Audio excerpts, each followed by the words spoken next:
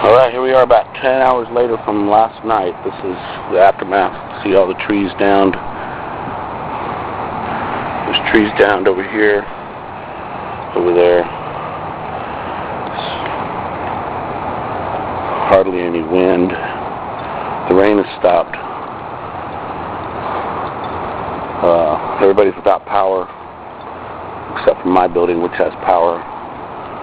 Families coming over.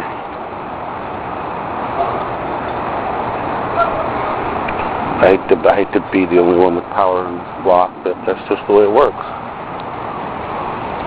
There's a hot Lucy bitch over there whose kid scratched my car. But you can see this. Remember this yesterday? That was the only tree that was down yesterday. Now you can see these trees are down.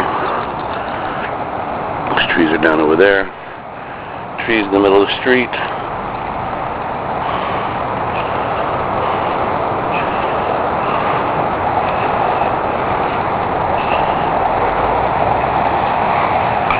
Walking around with no shoes on. You can see this power line is down right there in the middle of the street down over there. Yeah, it's ugly, man. This is just in this neighborhood.